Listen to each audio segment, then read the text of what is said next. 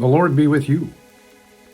Well, welcome back to another video where we're doing a virtual tour of the stained glass windows in Zion Covenant Church's sanctuary. We have slowly but steadily been working our way along that north wall. And today, finally, we are doing the video that is the 12th and the final window on that wall. So the video after this one, we'll start working along that south wall. But these are just visual ways of storytelling. Stained glass is a very interesting art.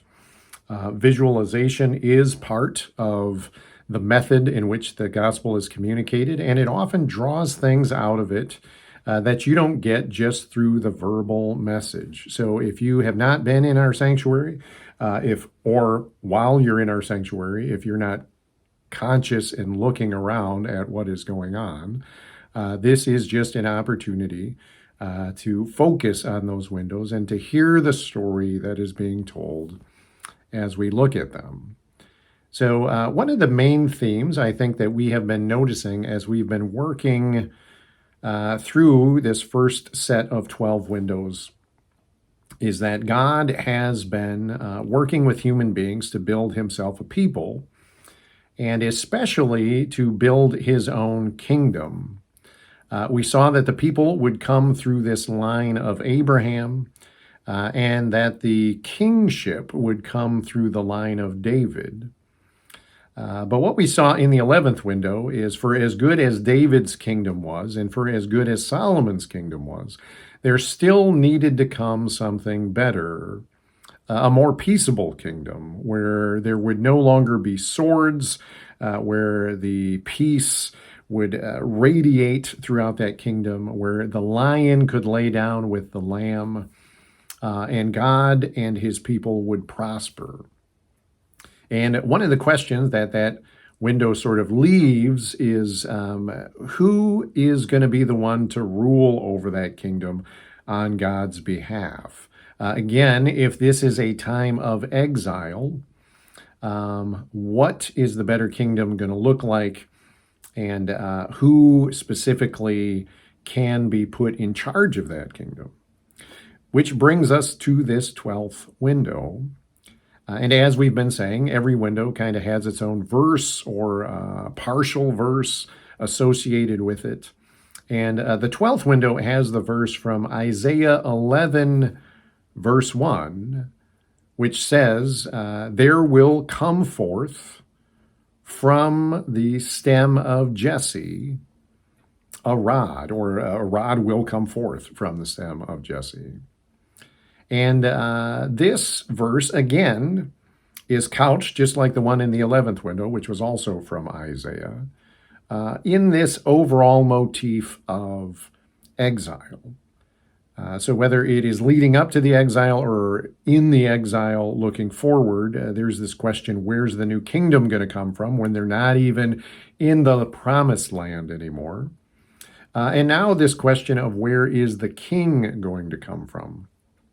So, of course, the kingdom was answered for us in the 11th window, and the kingdom is, or the king, they're struggling with the same question. If the Davidic kings have been deposed, who's going to come after them? And that's what the visuals represent in this window. So there's about three things I really want to focus on. And the first one is the major motif of the tree itself. So you have the solid trunk, you have the roots going down deep, and the leaves coming off of the top. Again, those leaves are very reminiscent. We've seen a couple of tree leaves represented throughout the windows on the north wall. The last time we saw a tree with leaves on it, these palm leaves, was when they were on their way to the promised land. So in the window on Moses, it was couched in these images of trees, palms, fruitfulness. But all of that really stems back to one of the earliest windows from Eden. When God is dealing with the first human beings, Eden and its paradise-like atmosphere is represented by these trees that are fruitful with leaves, and those leaves are very specific to the tree in this 12th window. So you've got a tree. It seems like it has been felled. The trunk, the stump is thicker. The roots go down deep, so we know that this has come from a very deep well of meaning. And then it gets thinner towards the top. That's to represent that rod or these shoots that come off of the stump that was. The next thing we notice are these crowns. And the first crown is a silver crown, which is towards the bottom of the image, closer to the stump, which I would say represents the Davidic line. So King David, again, in the united monarchy, was a very important king, but silver is less important, less precious than gold is. So David, his father was Jesse, which is where this verse comes from, that from the stump or the remnant of Jesse is going to come a new rod, a new shoot, a new sprout to come off. So again, David, as one of Jesse's sons, creates this kingly line by the covenant that God made with him. So you have that tree sort of felled off at the place where the silver crown is, representing David's covenant, David's line. But then you have a larger golden crown above it, gold being more precious than silver. The size of the crown is actually larger than the silver crown. And it is inscribed with a cross in it. So we know where this is leading. So the second crown, the crown that's going to come from the stump of Jesse, this new shoot that's going to come in this new kingdom post-exile, is going to be a more important king than even David was, but is going to come from the same root. And then the last thing I want to point out in this image is just at the very top of the tree, at the top of the image itself, you have these three letters, what looks like a capital English I and H and S.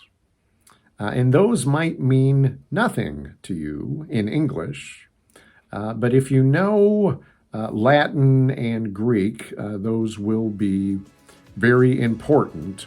Those are revealing very subtly, because again, you have to know some background things. They are revealing who this Messiah, who this anointed king that comes from the line of David, the stump of Jesse, is going to be. And if you want to know specifically who it's pointing to, you're just going to have to wait till the next stained glass window. So in these days of ongoing virtual tours, may the peace of God be with you. Amen.